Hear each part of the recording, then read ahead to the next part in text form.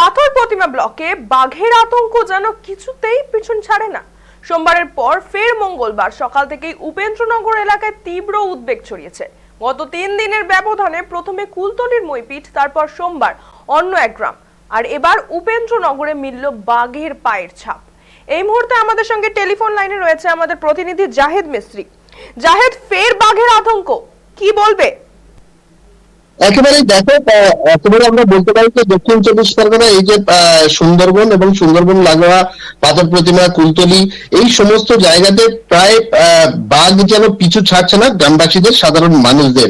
গভীর জঙ্গল থেকে নদী পেরিয়ে কিন্তু প্রায়শই আমরা দেখতে পাচ্ছি যে চাষের জমি, ধানের ক্ষেত, সেখানে একেবারে নদীর পাশে যে সমস্ত গ্রামগুলো আছে, সেই গ্রাম সংলগ্ন এলাকা, চাষের জমিতে, সেখানেই কিন্তু বাঘের পায়ের ছাপ দেখা যাচ্ছে এবং তা নিয়ে যথেষ্ট পরিমাণে কিন্তু আতঙ্কিত হয়ে রয়েছে এলাকাবাসীরা। পর একের পর এক আমরা দেখছি যে পরের পর এই যে বাঘের পায়ের ছাপ, সেগুলো কিন্তু দেখা যাচ্ছে।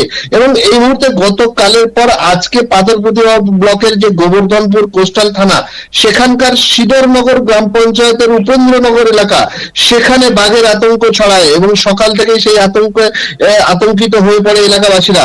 গত 3 দিন আগে আমরা দেখেছি যে দক্ষিণ চব্বিশ পরগনার যে কুলতলির মইপিঠ এবং তারপরে গতকাল পাথর প্রতিমা ব্লকের অচিন্তনগর, সেখানেও গ্রাম পঞ্চায়েতের যে পাথর প্রতিমা কোস্টাল থানার দ্বীপের হাজার বিঘার যে গ্রাম, সেখানে কিন্তু বাঘের পায়ের ছাপ দেখা গেছিল। এবং আজকে আবার উপেন্দ্রনগর এলাকা, সেখানে বাঘের পায়ের ছাপ দেখা গেছে এবং তা নিয়ে আতঙ্কিত হয়ে পড়ে এলাকাবাসীরা।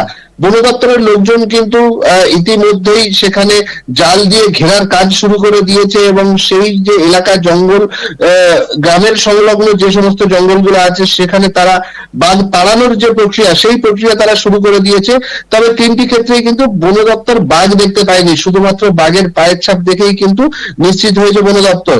তবে বন দপ্তরের চিন্তা ভাবনা থেকে শুরু করে যে মইপিঠের অচিন্তনগর এবং উপেন্দ্রনগর, এই যে এলাকায় একই বাঘ কিনা, সেটা নিয়েও কিন্তু যথেষ্ট চিন্তায় রয়েছে এলাকাবাসীরা। পায়ের ছাপ পরীক্ষা করে তারপরেই কিন্তু এই যে বিষয়, সেটাতে উপনীত হবে যে একই বাঘ দু জায়গাতেই এসেছিল নাকি দুটো জায়গায় আলাদা আলাদা বাঘ।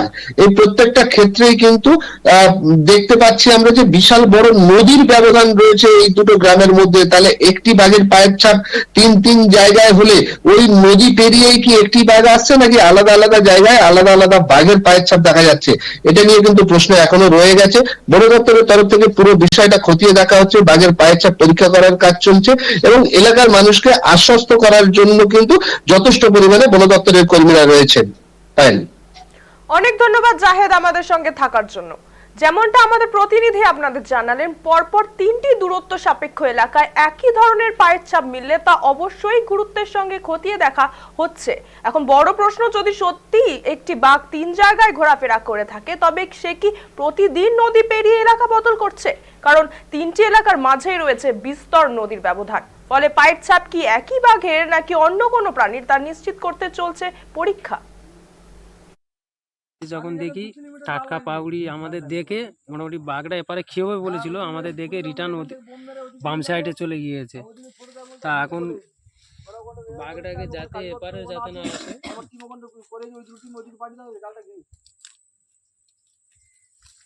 ওপারে জাল ঘেরাঘিরি চলছে এখন, যাতে অল্প জায়গার মধ্যে বাঘটাকে নিয়ে যাওয়া যায়, তারই জন্য ওপাশে কাজ চলছে। এবার ধুমটির জঙ্গলদের কি হয় আবার পরে দেখা।